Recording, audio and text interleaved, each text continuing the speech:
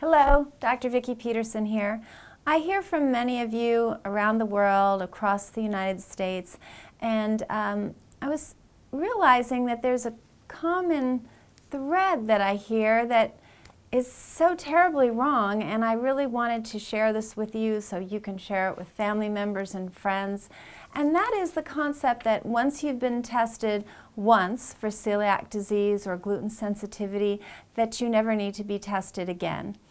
And we'll go over why that is maybe potentially true based on older knowledge that we now know is not correct. But you can think about getting your cholesterol checked every year at your annual physical, or getting your blood sugar level checked. It's not like you get your cholesterol level checked once and if it's fine you never look at it again, right? I mean, just because you don't have heart disease this year, you could develop it in the future, so that's why you keep looking at it.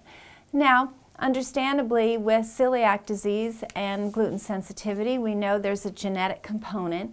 And so what we used to think was it was something you either had or you did not. Typically, you saw it in younger children. They were born with it. It took some time to develop, and there it was. And we were just of the idea that if you ever looked and you had it, fine, you knew that, and you would go forward with a gluten-free diet. But if you really looked and you didn't have it, that there was no reason to check again. Well, we now know that that's absolutely false. There have been two studies, one a couple of years ago, and both these studies looked at the same group of individuals, which was soldiers here in the United States.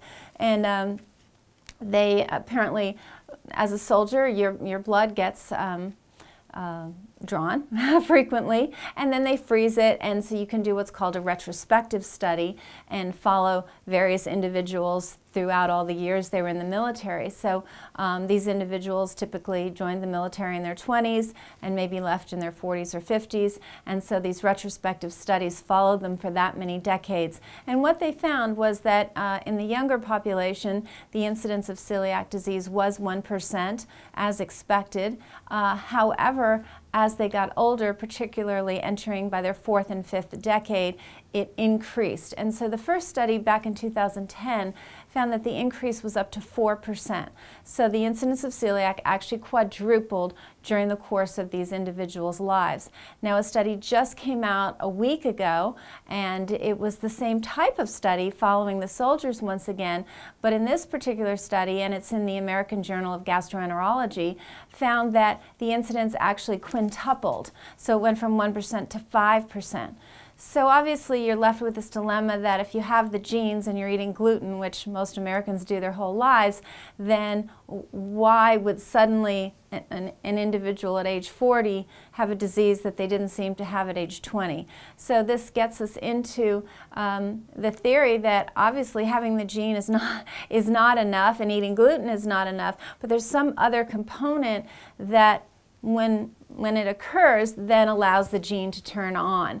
So, in other words, your genes don't change. If you have the gene for celiac disease, you have the gene for celiac disease, but in younger people, it's often not being expressed. So the gene is there, but it's in an off state. You can think about it like that.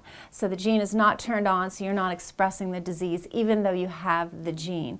So it is thought that as we get older and we get less healthy, our immune system in the gut or in the small intestine is less robust because we're not taking as good care of ourselves as we should, poor diet, medications, etc., toxicities, and then all of a sudden the health of this immune system of the small intestine wanes, gets weaker, and it's not able to keep that bad gene turned off anymore, and then on it goes, and now you're expressing celiac disease.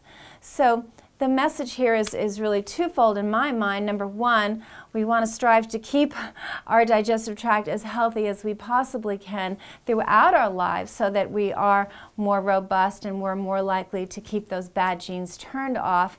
But then number two, in the current state of society where we're not as healthy as we want to be, what we definitely want to do is make sure we continue to test for celiac disease and gluten sensitivity.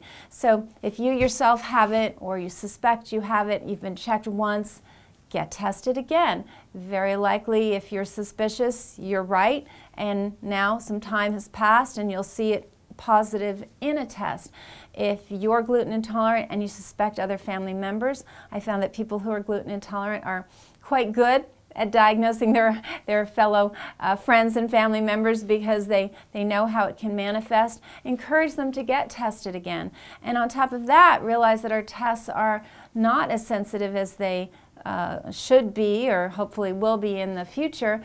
And always the fallback, even with a negative test, is trying a elimination diet, 30 days off gluten completely, and seeing how you feel. And if you feel better, that is a valid test in and of itself.